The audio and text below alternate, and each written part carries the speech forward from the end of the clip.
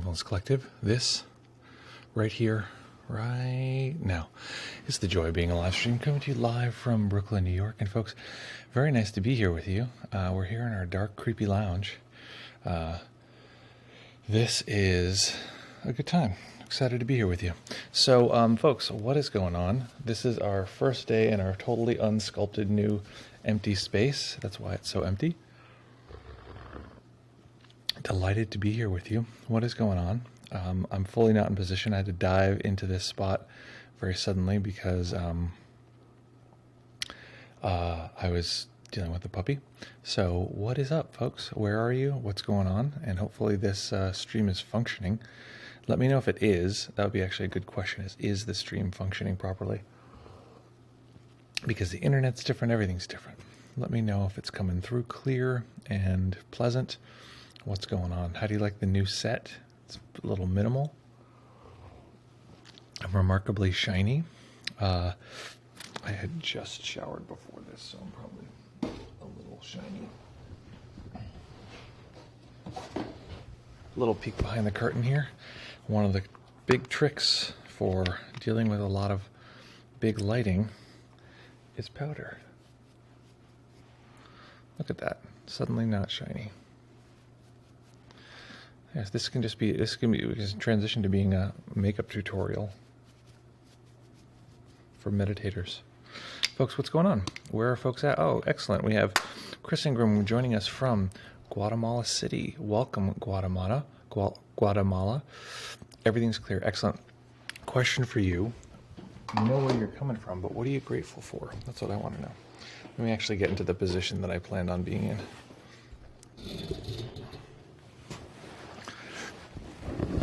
I planned on being all the way over here. I'm too high up. No, I'm too high up. Okay, let's try this. Ah, yes, much better. Excellent. Welcome, folks. Denny, welcome, joining from Harlem. Nice to see you here. Okay, let's switch this a little bit. Get a little bit more. So you got a little peek of the blanket here that's covering our little. This is just a recording booth, actually. That's what it started as. And now this is where the stream equipment was, so this is where we're starting from. Okay, folks, let me get in gear. Excited to be here with you. Ah, lovely, lovely. Okay, let's rip through here. What do we got? Excuse me. I gotta do a big old cough. Give me a sec here. I feel like background sound is down now in this new space too.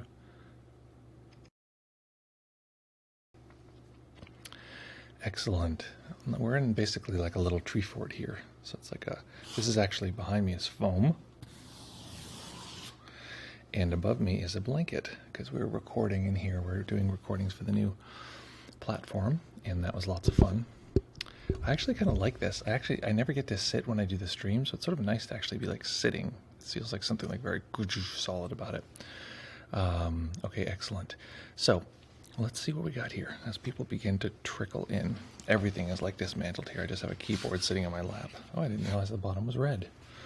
For a red bottom keyboard, it's like those red bottom shoes. Very cool. Okay. Let's go. Denny, welcome. Joining from Harlem. Thank you for technology to keep me in contact with friends. Excellent. Jean, joining here from Brooklyn. Grateful that I'm here live and not a cat. Excellent. That's true. I don't think about that sometimes. Sometimes I'm grateful for my dog and for little creatures. Rarely am I grateful that I am not a creature. That is actually quite nice. I am here in Brooklyn. What am I grateful for? I'm grateful that this technology is working. I'm grateful for friends and family, and grateful for perspective, folks. What a nice thing perspective is. I have a lot of crazy stuff going on right now in life, and perspective is so nice. It's so nice to have perspective. Let's see. That's a good thing. Grateful for all the things I'm not. It's a good thing to think about. I'm grateful that I am not a stick of butter.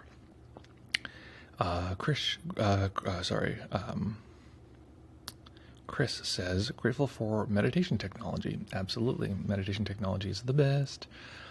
Nick says, Carlstad, Sweden, looking minimalist, self-conscious, exactly. Grateful for getting free sushi for my birthday in 30 minutes. Oh my goodness, is your birthday in 30 minutes, or is the free sushi for your birthday in 30 minutes, or are they the same? So unfortunately, I have to leave. Keep up the good work. Let's all wish our friend here a very happy birthday. Let us do that. Oh, that's one thing I'm going to have to adjust if I'm sitting. I'm going to have to raise everything up because this is very like neck busty. All right, let's everyone hit our friend here with a happy birthday. Nick, if people don't know, is our longest time subscriber here on the channel. Happy birthday, Nick. Great to have you here. Happy you're along for the ride. Super fun. Good times for all. Let's see. Very cozy, exactly. I think I gotta hide this because I feel like it's like a nice like empty space feel. Like there's like nothing at all. Anyway. Okay, beep up, beep up, up. How hard would it be to just raise my monitors right now? Anyway, I'll do it later. The point of it all is, folks, Gene says, haha, a very reflective and recent viral Zoom video. Yeah, exactly. A serious lawyer accidentally had his kitten filter on. It's funny, I think I even on this computer might have that same sort of filter set. I think I might have it on this computer, so I should use those for a stream. That would be fun. Excellent. Good times, folks. Okay, so folks, we're going to be meditating today, and I realized something that I left the bell next door. This is all very ramshackle. We just got this in place for recording audio and forgetting it's also a live stream setup. So I'm going to grab the bell in a moment, but in the meantime, get yourself set up. Find a nice comfortable position that you can maintain for the duration of the sit, and we will prepare to jump in and meditate together in just a moment once I return with a lovely meditation bell. So I will be back in just a moment. Entertain yourselves. Say hello. Find out about each other, for cripe's sake. You barely know each other. Back in a sec.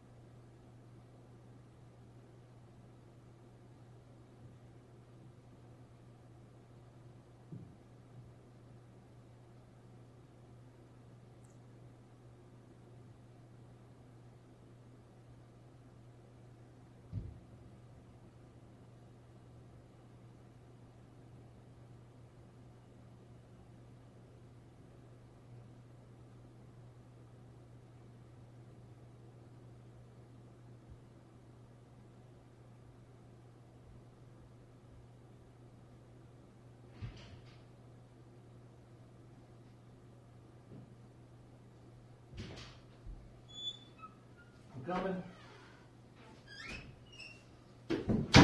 Almost back. Oops. I'm almost back. Okay. What trouble did you guys get into while I was gone? That's what I want to know. That is a dangerous place to put a giant container of water. There's no like surface here or anything. So I'm just putting this giant container of water on a couch, which is probably a terrible idea, but we're going to find out. What? No one chatted? I find that offensive. Just kidding. Okay, so folks, we're going to meditate here for 25 whole minutes. I'm excited about today's meditation. I was talking with actually Denny yesterday and talking about the fine art of figuring out what you need and doing that, figuring out what meditation is needed. So I'm going to be doing that for myself today. What's needed in the system? I just lost focus. Okay, excellent. Let's jump in here, folks. So we're going to meditate for 20. Oops, sorry. Noisy. Oh, that's the reason I was hitting something. Okay. So we're going to meditate here for 25 whole minutes. If you're not used to meditating for all of those minutes, don't you worry. It's going to be a good time for all. So find a nice comfortable position that you can maintain for the duration of your sit. Oh, what a tangled web we weave when we have all of our computer set up with no plan and a bunch of wires. Okay, this mic's a little hot, so I'm going to move it a little bit. Okay, it's a little better. Okay, folks, so once you find that nice comfortable position, finding a way to arrange your legs so that your knees so that they're lower than why am I so spacey? Find a way to arrange your legs so that your knees are lower than your hips. And we will begin to practice in stillness for 25 minutes. I'm not used to meditating on a couch. This couch might not be long for this world, or at least long for this meditation, for this stream. Okay. Bump up the jam a little. Okay. Excellent. I love the tree fort nature of this thing. Okay, so find that nice comfortable position. And when you're ready, we will begin. Everyone ready? Take any final sips of your matcha.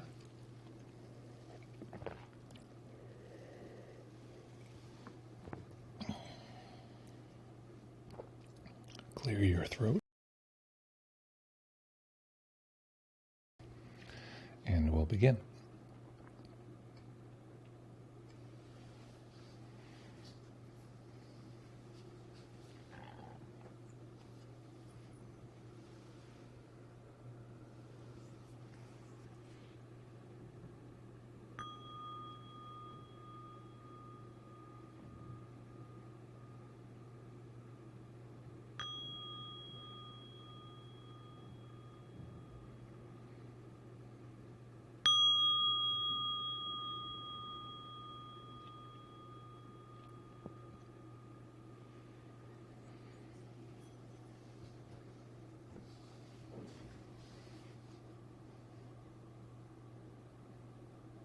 Beginning by taking a few comfortable deep breaths. Just feeling the body rise and fall.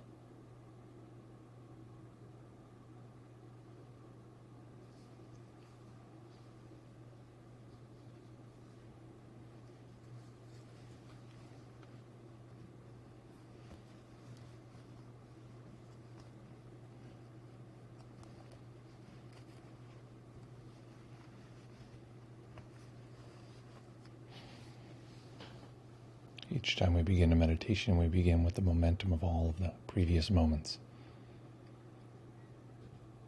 And there's only one opportunity that we have to discover the momentum of our entire lives. And that's this particular moment.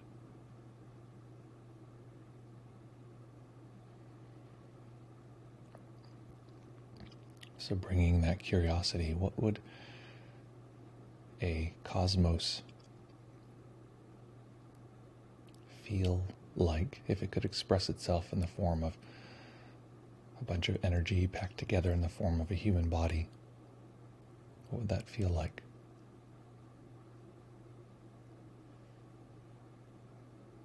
What would it sound like?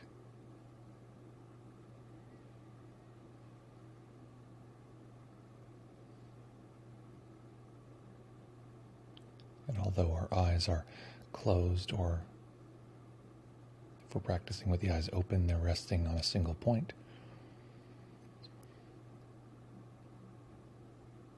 What would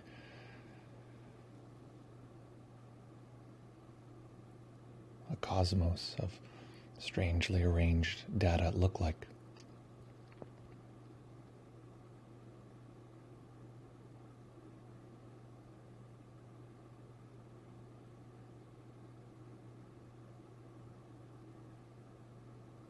course, our experience of the world is not as random and chaotic as we might think some cosmic matter coming together would be like. So we have all the chance operations that came to produce this particular moment, but our lives and our self feels relatively ordered. There's the central character, the self, our sense of our world, the narrative of our lives.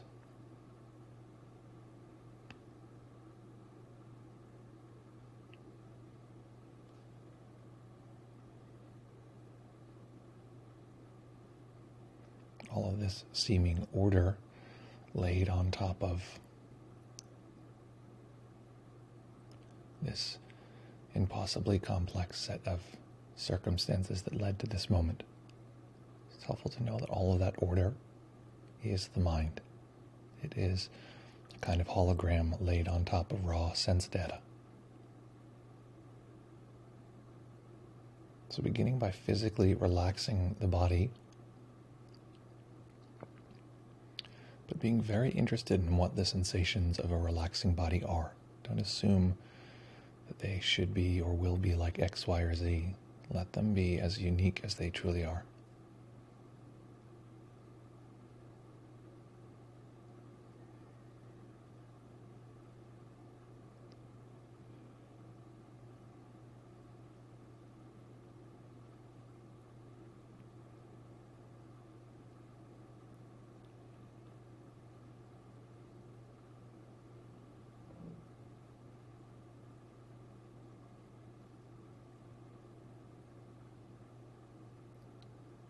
And as we physically relax the major muscle groups of the body,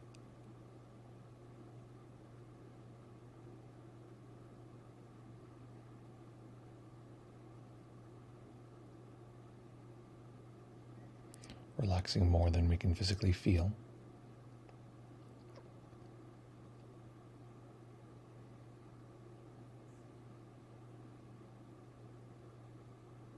recognizing that our experience is deeply unique in this moment. And if there's part of the mind that says we're not experiencing something unique, this is some boring old thing,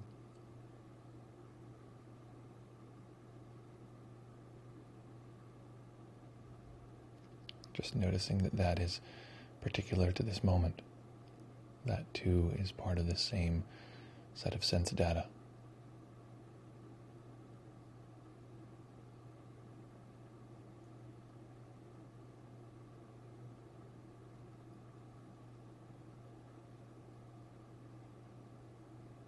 And deeply feeling the experience of this unique body.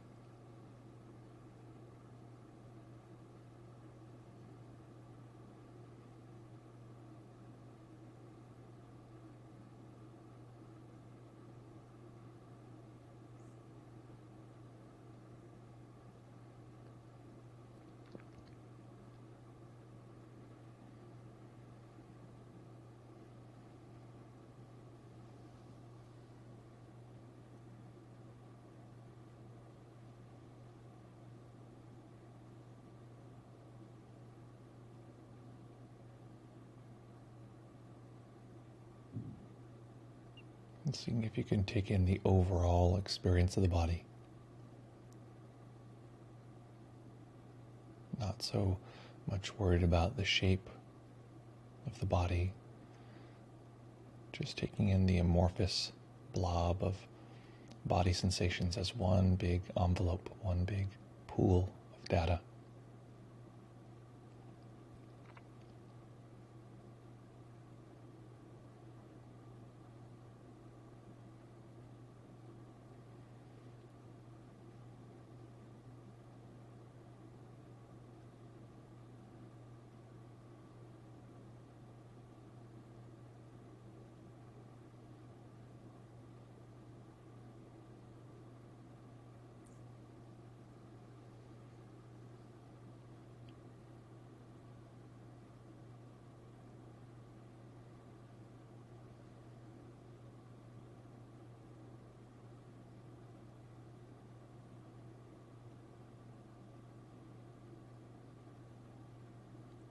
And opening up once more to include any and all sense data, so allowing the mind to take a soft snapshot of all of our experience.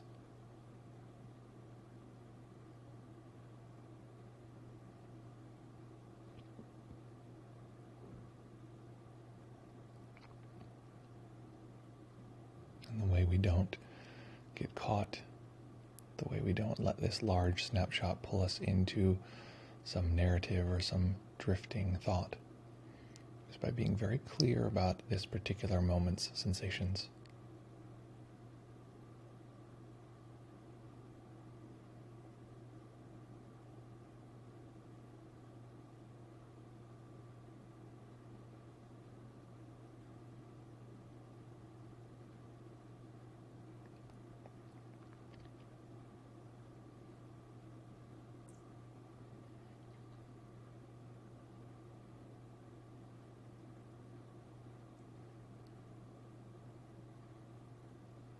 And seeing if we can allow the mind to hold an overall experience, a broad, general cloud or mist of experiencing rather than any particular detail.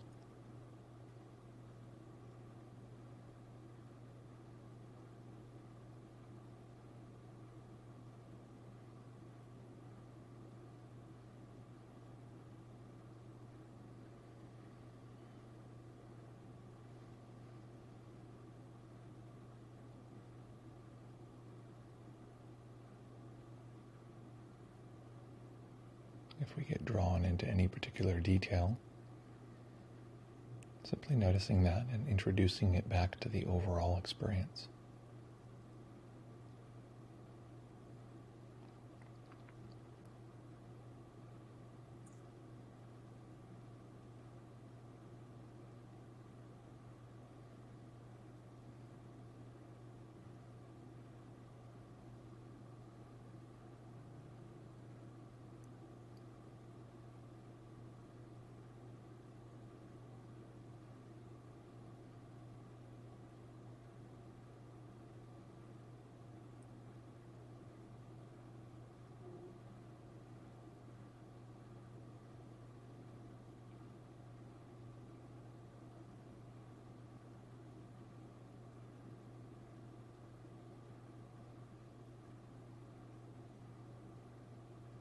And connecting with this larger experience of awareness, noticing that this larger awareness will come in contact with a variety of sensing data,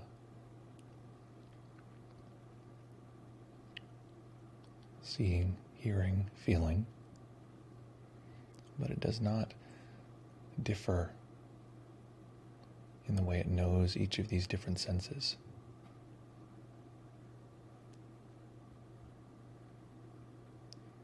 Meaning that awareness simply takes in whatever it comes in contact with. We, as people, might like or dislike certain things, be drawn to or repulsed from different things, but awareness simply knows.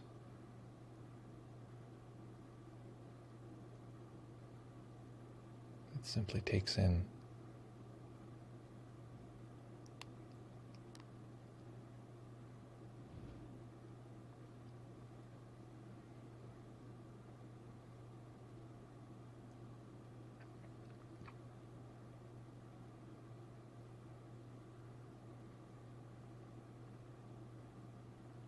Awareness is welcoming.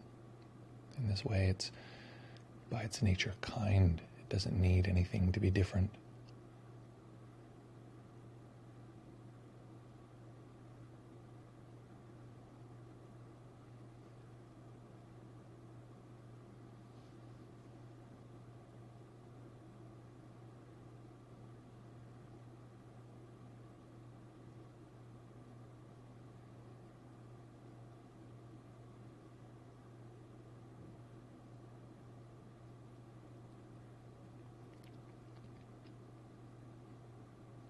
And once we come in contact with this, once we come in contact with this kind, spacious awareness, this soft cloud of knowing our overall experience.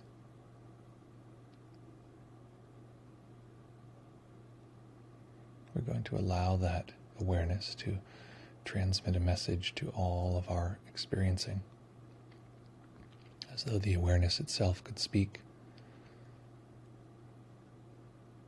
We're going to begin with a non-verbal message, just a kind of vibe. Just let that awareness send its message across to all of our sense data. Maybe it's sending a vibe of hello, or I see you.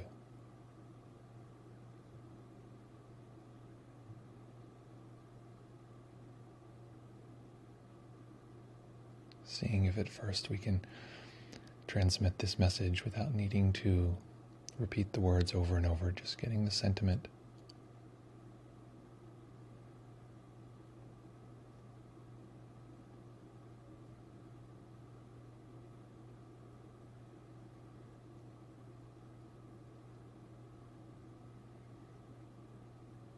This open regard.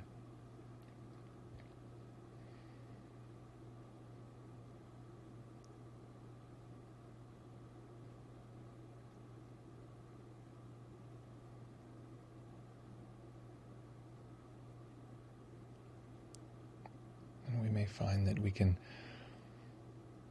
view this experience from that awareness or not. We might find that we're more of a localized self, an individual, just little old me. And if that's the case, from that perspective, seeing if we can be a receiver, receive that message, that kind regard from the awareness. As though we're simply sitting here soaking up sunlight.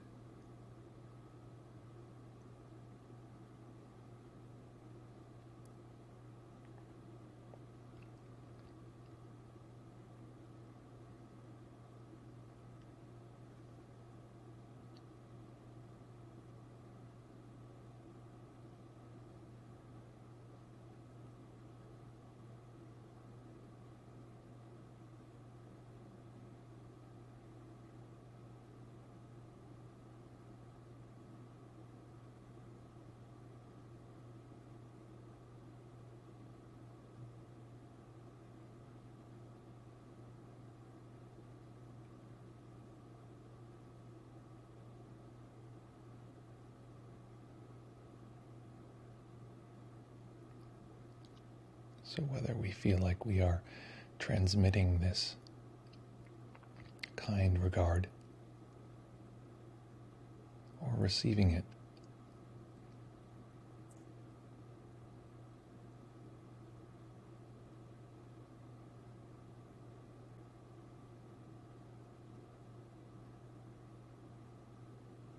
either is perfectly valid, and in fact, transmitting and receiving this kindness is truly the same thing. If we can receive it, we're in contact. If we can transmit it, we're simply knowing our nature.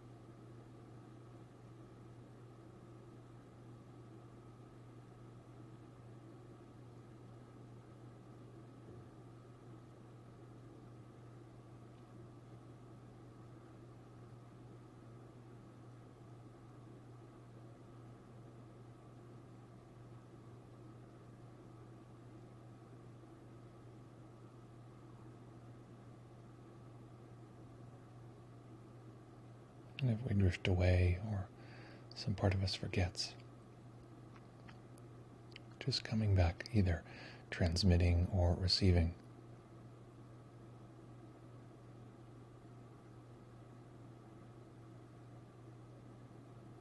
If we've lost it altogether, returning to a sense of this spacious, open awareness, noticing that its nature is to receive whatever it comes in contact with, that it doesn't judge, doesn't need anything to be different, no pressure.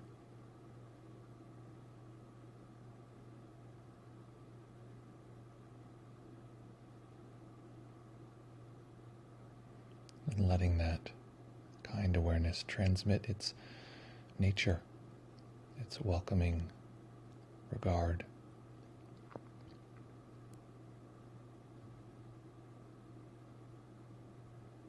And if we'd like to use a phrase that fits, we can try some out. Maybe this kind regard says, welcome,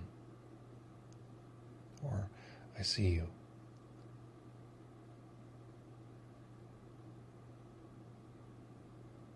Whatever feels like it works. Not worrying too much, just picking something.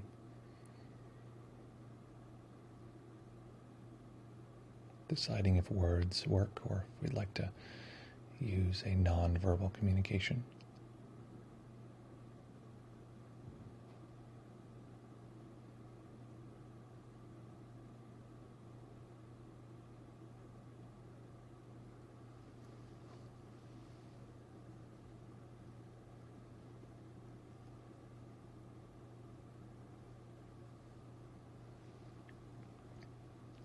Welcome.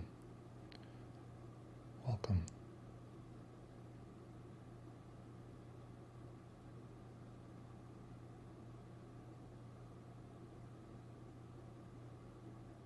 And we may find that some part of us doesn't connect with this process.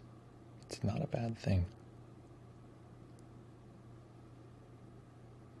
If we find that that's the case,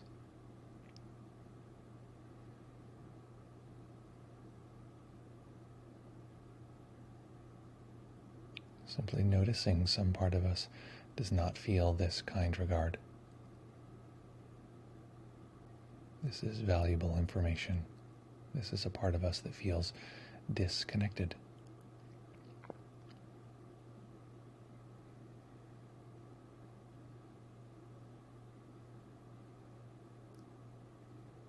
So seeing if this kind awareness has compassion, welcoming not only this disconnected part,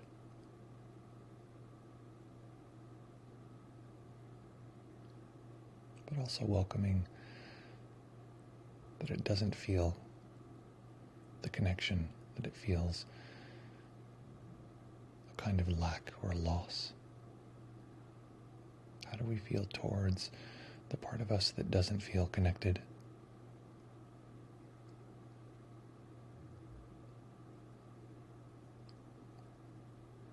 Is there understanding?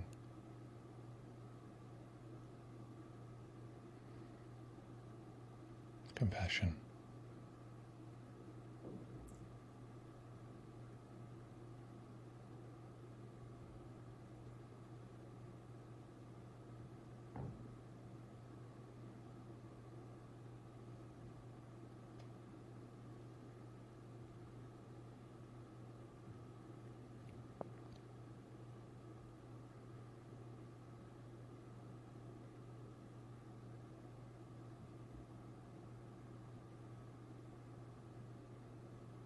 And sometimes it's very difficult to connect with this kind awareness, and we just feel like a self or a part that's divided. It feels distant from this kindness.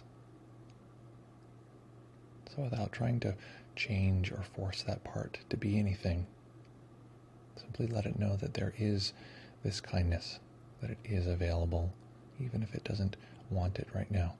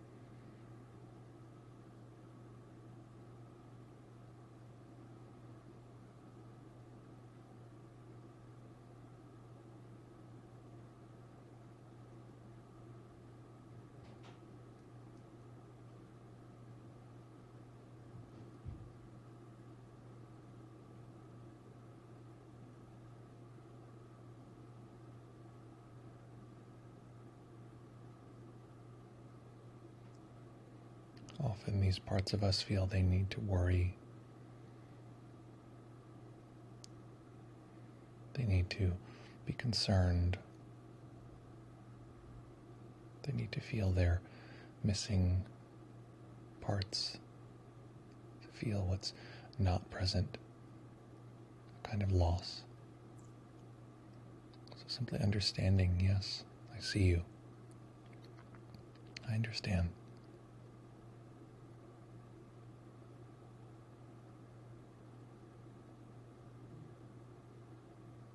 Knowing that whatever part of us is arising, that it has within it the capacity for contact with this free and spacious, kind awareness, even if it's not connected now.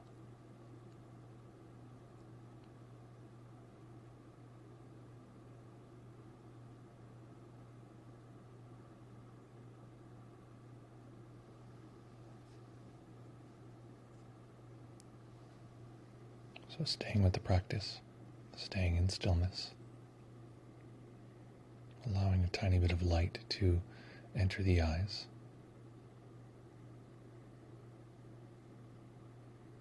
And eventually allowing the eyes to rest on a single point that is not a screen, that is not text.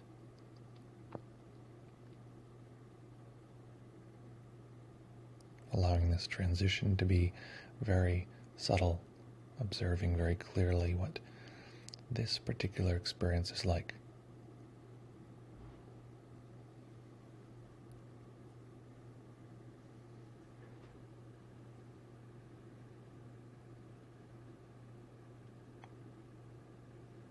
Letting the spaciousness of open eyes expand the spaciousness of our awareness.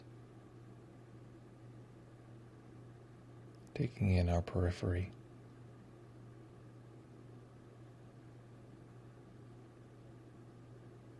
And having a little bit of kindness for whatever is arising.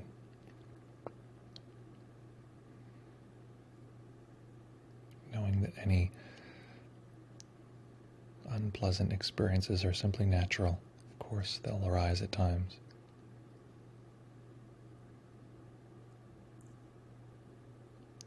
And in this way, allowing this particular moment to be the great teacher that shows us how we might bring this practice into every aspect of our life.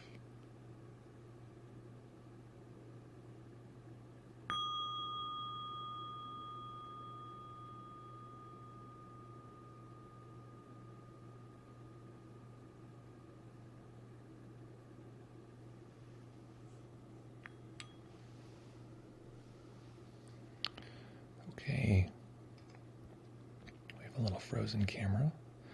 So folks, what on earth was that experience like? What happened? And what do you like now? As we begin to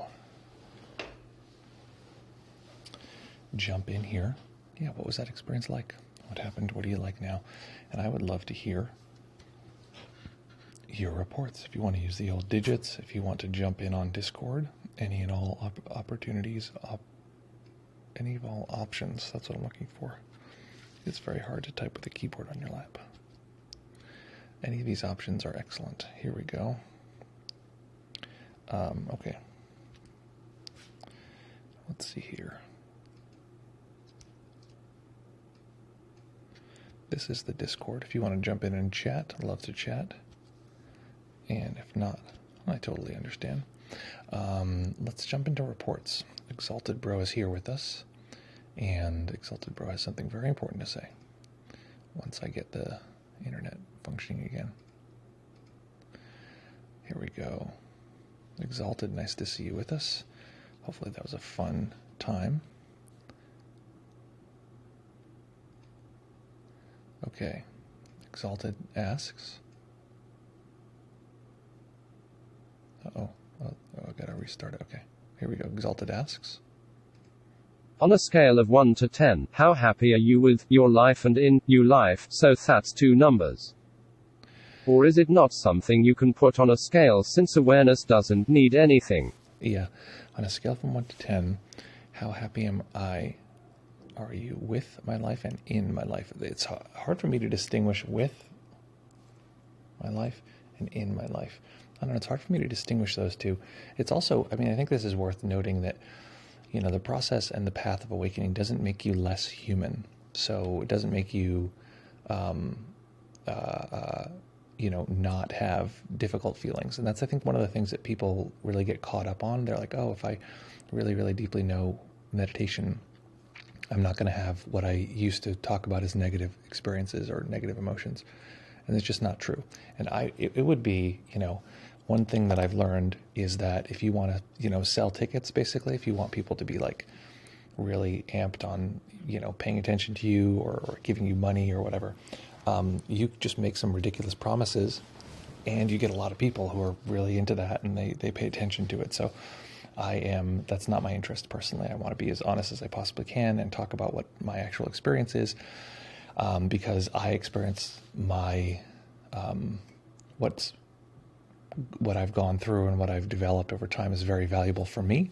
And I assume that there must be other people that it's valuable for too. And it's also like, if you ever get really to sit down with any of these, significant teachers, they have challenges in their lives. It's not an unreal thing. Like I remember talking to Shinzen after his mother passed away.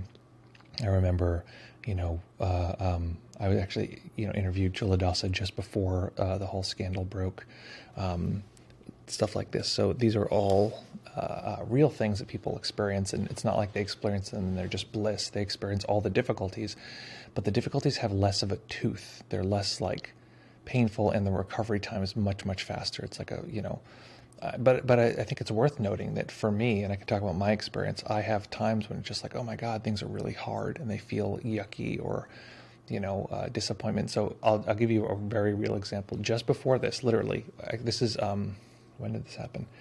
Like when I hit the stream to go live and then there's the 10-minute timer, in that 10 minutes, I got an email where they said, hey, we had accepted you to this training program and we changed our mind because you were late on, sending in your form. And I was like, it's been a really hectic time right now. And I was like, no. And I was like, no, it's so disappointing. And so for a few minutes, I wrote back, I was like, no, reconsider, whatever. This is literally moments ago. And I was like, reconsider. And there's part of me that's like, no, like that same, like, like, no, this is wrong, whatever. It's the same material, same whatever. And I saw it relatively quickly and just saw, okay, like, to use a Christian sort of concept, I'm like turning this into God. Like, I need this thing in order to be okay. And then I was just like, this is fine. Like, there's going to be lots of lovely opportunities if this doesn't work. I said, hey, please reconsider. I'm happy to, do this today, et cetera, et cetera. Giving some explanation of what's been going on, the reason why it's been delayed, and going from there. So it was the same thing one might experience, but it was a little bit more transparent. It's just like, okay, this thing arose and it's fine. And then it sort of broke away and just broke down much faster. It came up during the meditation. It was like this like yuck thing. And I was like, okay, cool. Like I see you. And I saw that like when it comes up, it becomes a self that I need to, observe within the, realm of kind awareness. And then there's flashes of it turning in, deeply neutral and being able to see that, which is real good information because you can see something that is painful is actually deeply neutral. And then it goes back and it goes forth. But those are all just natural movements that happen to humans. So when you say how happy, I haven't answered the question, how happy am I? I mean, I would say like I'm at a 10. Like I love my life. And what happens is that then the question becomes, do I want to improve things in my life? Sure, I want to take this training, for instance. I'd like to learn this material. So do I think that there could be a future where I have a different set of experiences and et cetera? Like, yeah, I could imagine that. So there's lots of things that I want to do and achieve, et cetera. And, in the best moments, I really do adore not just my life, but the existing. Existing, I think, is the most luxurious, like amazing thing.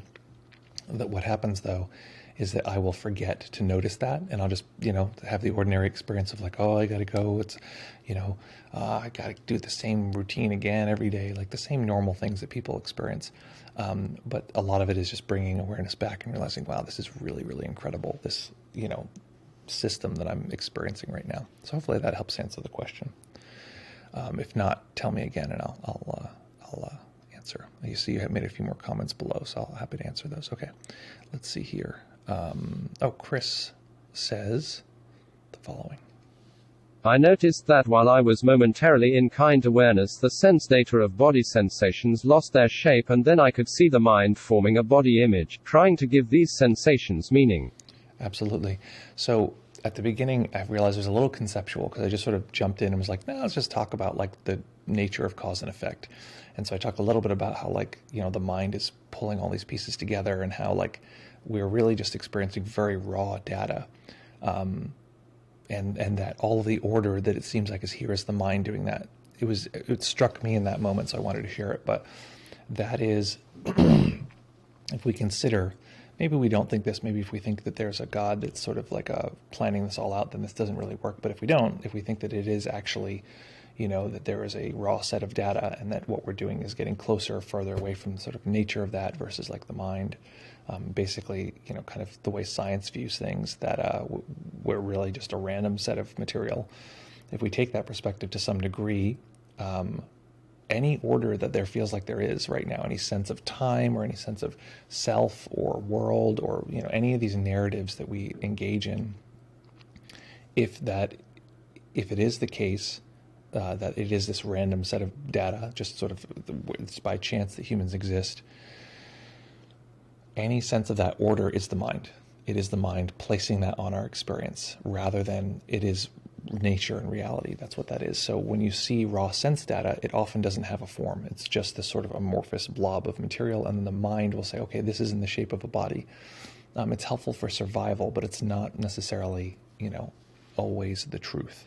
So when you say it gives it meaning, that's true, that even a shape, the mind holding a shape, is a kind of production of meaning. So hopefully that's not too conceptual and actually lands here.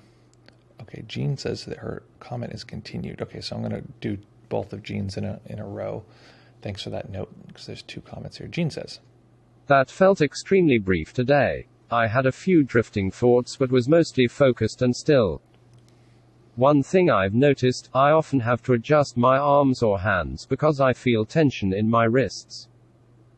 Anyway, I always enjoy the meditations where we welcome kind awareness. There's a self that's like an eager preschooler that rejoices when it comes up. There's another skeptical self that watches carefully to make sure I'm not falling for any BS, but it's small and mostly silent. Yeah. Continued. Okay, let's read the second half of this, Jean. Jean goes on to say, I had a memory arise of running into an acquaintance on my block. After we exchanged greetings, I mentioned a local free artist studio tour that I knew about. A friend was involved in it, just as an FYI. She reacted as if I was trying to hoodwink or swindle her into buying something. This was years ago, and I still recall how suspicious and ungraceful it was. I don't want to nurture any skeptical selves like that.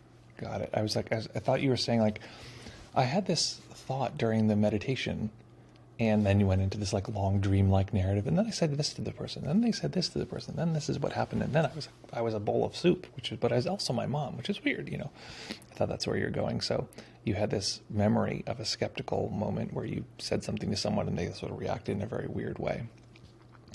Yeah, I mean, we want all of these parts to have their space, and that skeptical part has a job that it wants to do or would be good at doing, but it thinks that what it needs to do is doubt things, but that's stupid, and discount things. So we want to get into those and see, what's the real granular detail of those, and just allow them to be there, find out what they actually want, and discover those.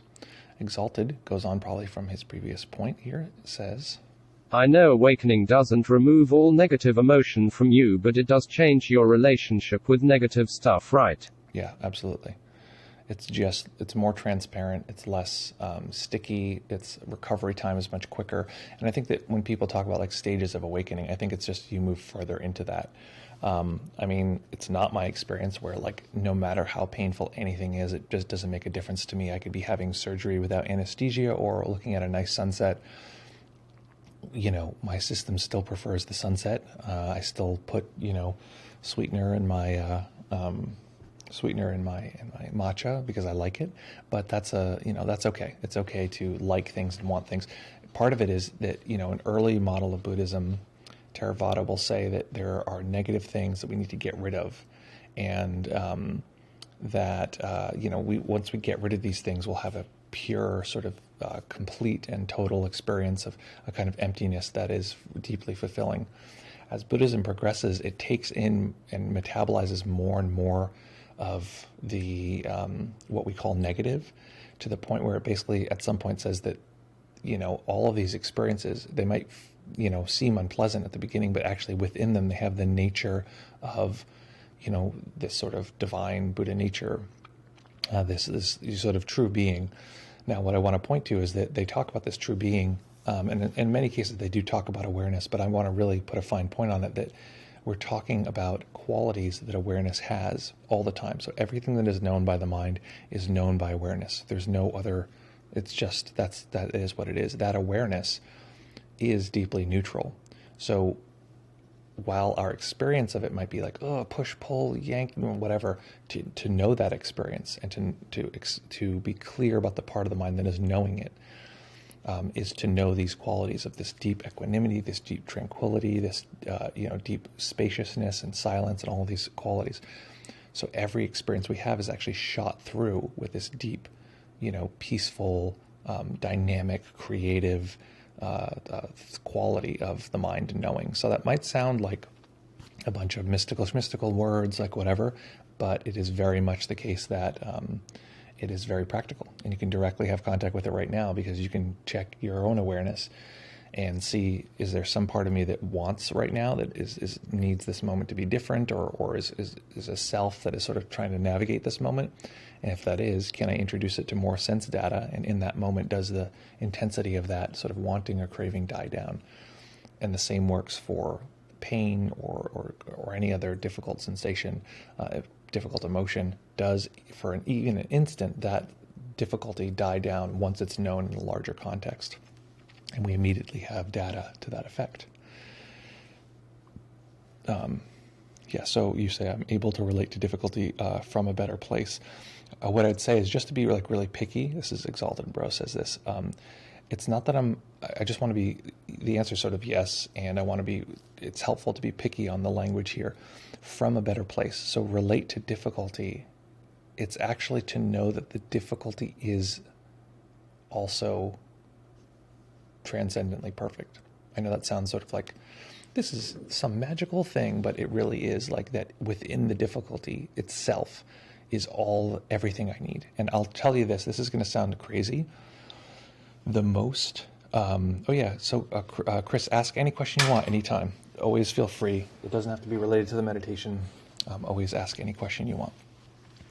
So, Exalted says, so the most pleasurable, unbelievably transformative, I don't even want to say transformative, because really what it was is that the characteristic was pleasure, and the best feeling, most rapturous experience I've ever had in my life is feeling intense emotional pain from awareness.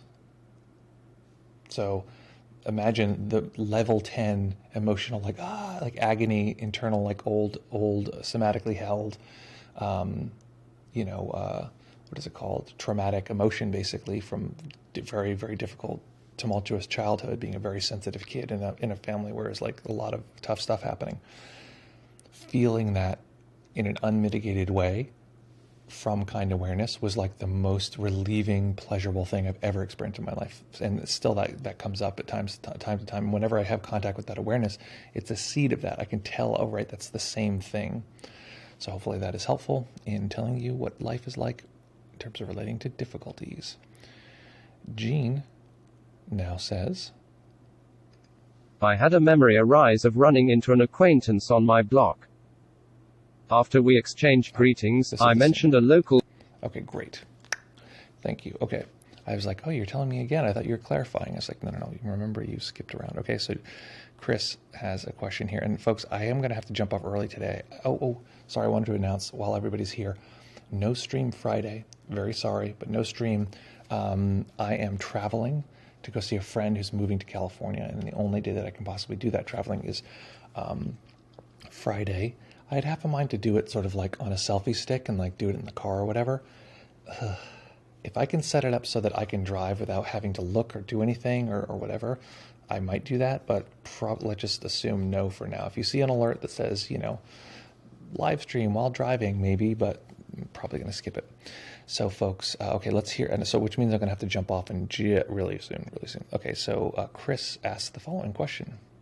I tried the Ideal Parent protocol through a guided meditation. Mm-hmm. I only tried it once but had trouble both imagining myself as a child and his needs and ideal parent figures. Should I be more patient and do it several times, or should I try some variation of the technique? Thanks. I always recommend, techniques, they're their own little universe. So it's like learning to play chess or something like that. Like, how long would it take you to comfortably be able to just know the rules of chess? Well, so it's probably going to take you, maybe 5 times of like sitting down for like 20 minutes, 30 minutes to like learn the rules. And okay, this piece does this. And before you even get to strategy or anything like that, like how long would it take you just to learn the rules of chess, how it goes, and like some of the quirky rules, like like the pawns can go diagonally at this time, and I think even, am I right? Tell me, people who know chess, pawns can actually move backwards if it's a kill and the piece is in a very particular order. Like pawns can actually move backwards. Is that correct? That's something I feel like I remember from when I was like really young.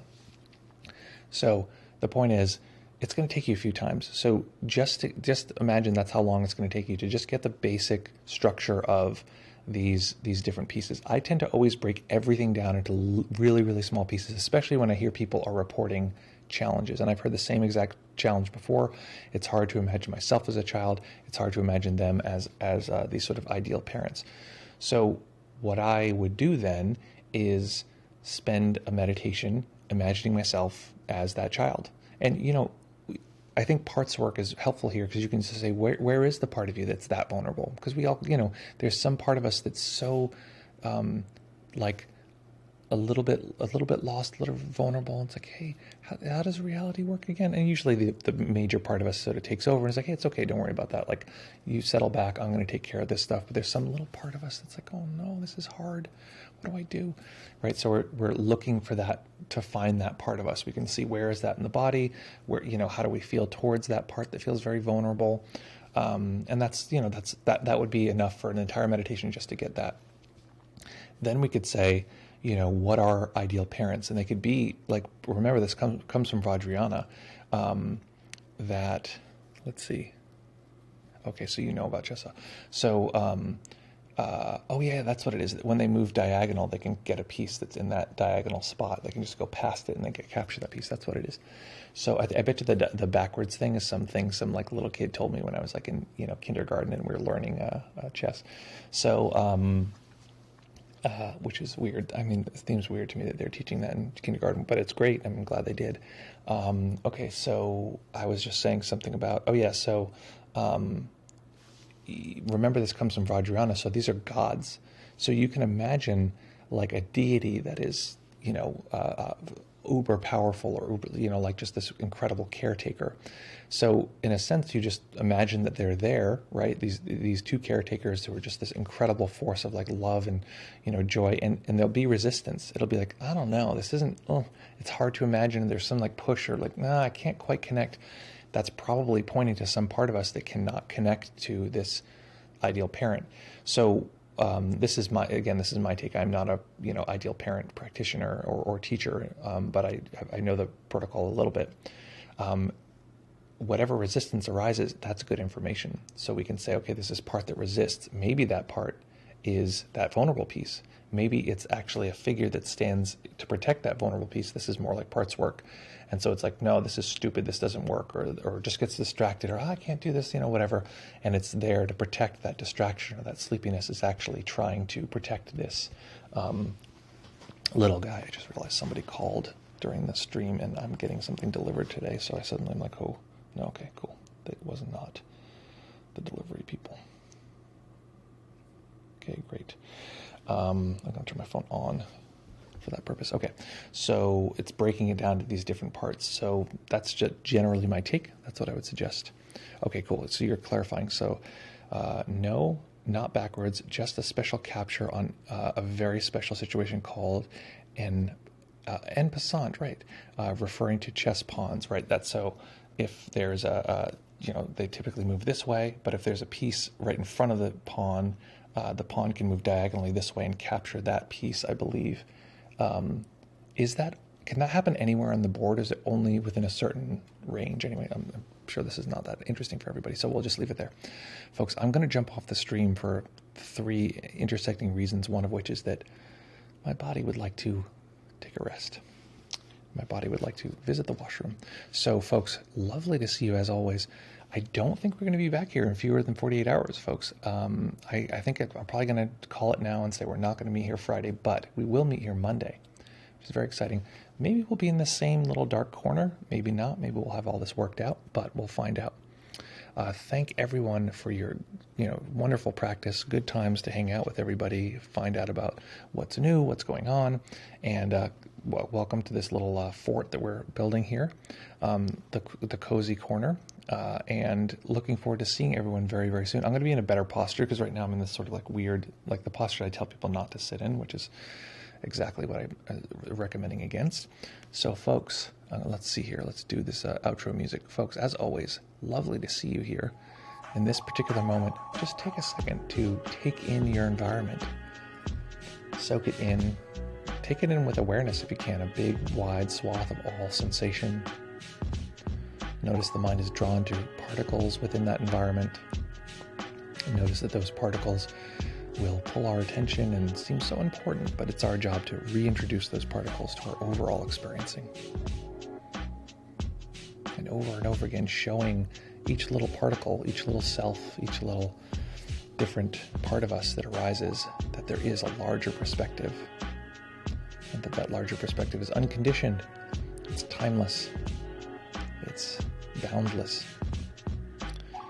So, folks, great to see you as always. Make sure between now and next time we see each other to practice well, to take care of each other, to have fun, and we'll see you all very, very soon.